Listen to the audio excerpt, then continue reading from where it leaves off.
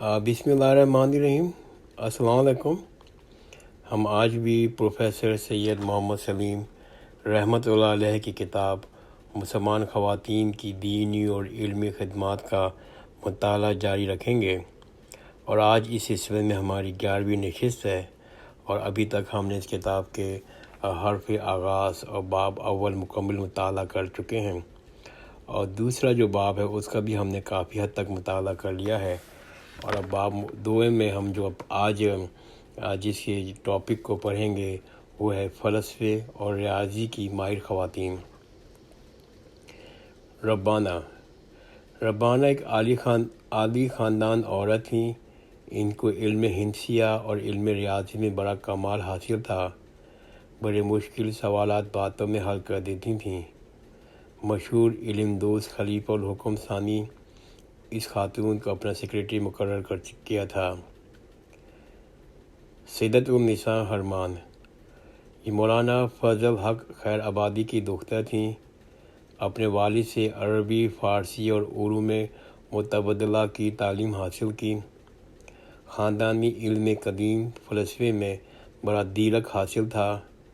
ان کی شادی مولوی سید حسین خیر آبادی سے ہوئی۔ مستدر خیر آبادی انہی کے لڑکے تھے۔ انہوں نے ساری تعلیم اپنی والدہ سے حاصل کی تھی۔ شعر و ادب سے بھی بہت لگاؤ تھا۔ ان کا یہ شعر ہے: خانہ یار کا کیا کریں تم کو پتہ بتاؤں، جیسے مشتاق ہو نزدیک بھی ہے اور دور بھی ہے۔ منتظم معاملہ فہم خواتین۔ کمالیہ بنت نجم الدین، قاضی مکہ شیخ نجم الدین احمد کی صاحبزادی کمالیہ علم و فضل میں صاحب کمال تھیں، مگر ان کے ساتھ بڑا عالی حوصلہ اور معاملہ فہم تھیں۔ ان کے شوہر شیخ خلیل مالکی ان کے متعلق لکھتے ہیں: وہ اتنا حوصلہ مند خاتون تھیں کہ اگر پہاڑ کو اپنی جگہ سے ہٹانے کا ارادہ کر لیں تو ضرور کر ڈالیں گی۔ بنت خواجہ فرید الدین دہلوی، یہ سر سید احمد خان کی والدہ اور خواجہ فرید الدین دہلوی کی لڑکی تھیں۔ ان کا گھرانہ عمرہ کا گھرانہ تھا۔ خواجہ فرید الدین کی انگریز کمپنی میں خاص مہموں میں مختلف حکمرانوں کے پاس بھیجتی تھیں۔ ایک مرتبہ مہاراجہ رنجیت سنگھ نے ان کی وزارت عظمیٰ کی پیشکش کی اور پیشگی 30,000 روپے کا خطی رقم ان کو بھجوا دی۔ خواجہ فرید الدین نے اپنی لائق بیٹی سے مشورہ کیا۔ بیٹی نے کہا: ہم انگریز علاقے میں رہتے ہیں، اس صورت میں سکھ ریاست کی وزارت عظمیٰ قبول کرنا خطرے سے خالی نہیں۔ کسی موقع پہ سارے خاندان پہ وبال آ سکتا ہے۔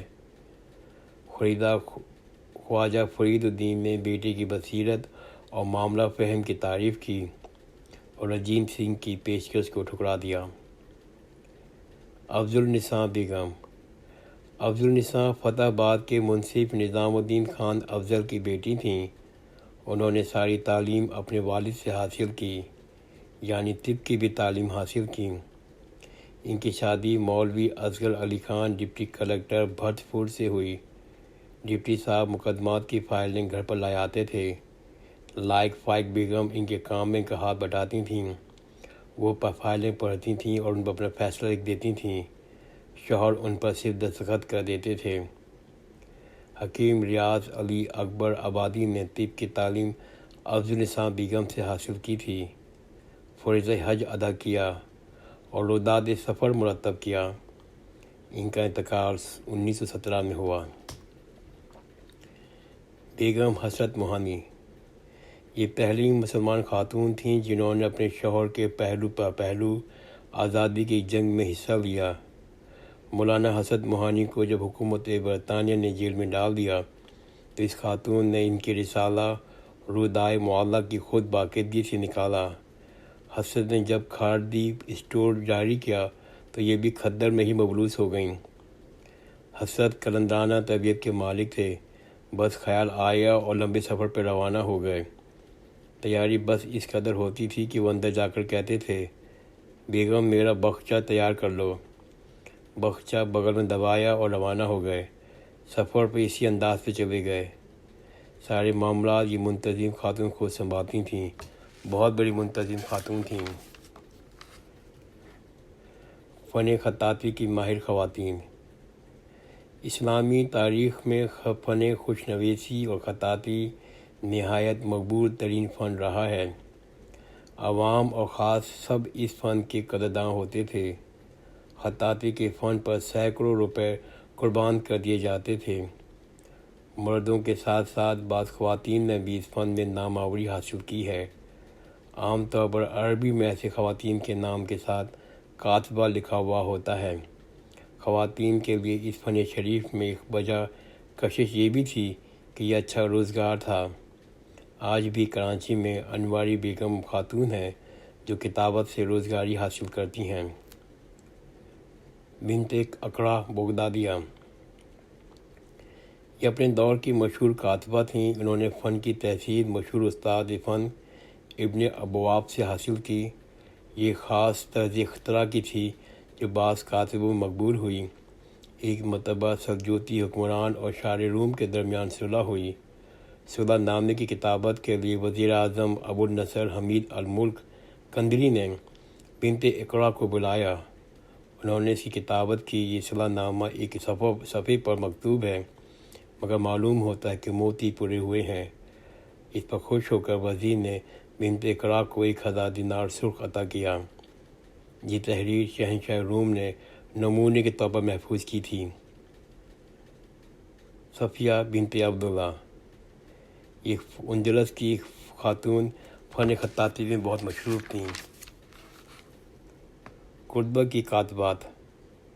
ابن فیاض نے اخبار قرطبہ میں لکھا ہے کہ قرطبہ کے شرقی علاقے میں عالمیات، حافظات خواتین ایسی تھیں جو خط کوفی میں قرآن مجید کی کتابت کرتی رہتی تھیں۔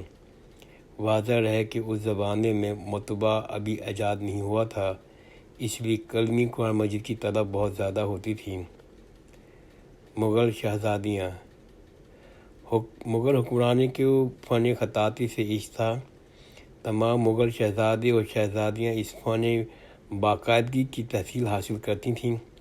شہزادیاں جہاں آرا بیگم، زیب النساء بیگم بہت اعلیٰ خوش نویس تھیں، شاہجہاں کی پوتی شہزادی خانم نے خط ریاں میں کمال مہارت سے قرآن شریف لکھا تھا، جن کے آخر میں اپنا نام و نسب درج ہے۔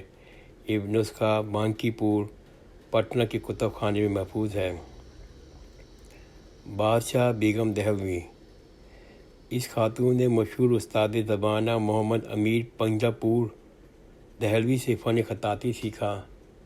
بادشاہ دفن نے ان کی ہاتھوں کی وصلیں دیکھ کر ان کو نادب رقم کا خطاب دیا تھا۔ فن کتابت کے علاوہ یہ عالمہ شاعرہ اور طبیبہ بھی تھیں اور انگریزی سے بھی خاص واقفیت حاصل تھی۔ فاطمۃ الکبریٰ، یہ مولوی محمد دین خطاط کی لڑکی اور مشہور خطاب محمد یوسف دہلوی کی بہن ہے۔ فن خطاطی میں بڑی ماہر تھیں۔ خط نسخ سے اور قرآن مجید کی کتابت سے ان کو خاص شوق تھا۔ انتہائی احترام کے ساتھ باوضو ہو کے وہ قرآن مجید کی کتابت کرتی تھیں۔ دہلی اور علی گڑھ کے نمائش میں ان کے نمونوں کی انعامات حاصل کیے تھے۔ انہوں نے 5 سورت لکھ کر شاہجہاں بیگم والیہ بھوپال کی خدمت میں پیش کیا اور بیگم نے بہت پسند کیا۔ خطاطہ بنت خرداری، یہ اپنے دور کی نادر زمانہ خطاطہ تھیں۔ ہاتھ کے علاوہ پاؤں سے اتنا خوبصورت لکھتی تھیں کہ دوسرے ہاتھ سے بھی نہیں لکھتے تھے۔ اپنی ضرورت کے لیے انہوں نے خاص انداز میں قلم تراشے تھے۔ وہ اپنے داہنی پاؤں کی انگلیوں میں قلم پکڑ کر لکھتی تھیں۔ محمد کامل کے زمانے میں 633 ہجری میں وہ اسکندریہ سے قاہرہ آئی تھیں اور وزیر رضوان کے خدمت میں پیش ہوئیں۔ وزیر نے ان کی بڑی عزت کی اور توقیر کی۔ صحافی خواتین، بلقیس جمال بیگم نے 1885 میں چراغ کعبہ کے نام سے ایک ماہنامہ دہلی سے جاری کیا تھا۔ اس کی مدیرہ فاطمہ بیگم تھیں۔ اس خاتون کی ادارت میں نکلنے والا یہ پہلا اردو کا رسالہ تھا۔ ابھی میں مطالعہ آج یہاں ختم کرتا ہوں۔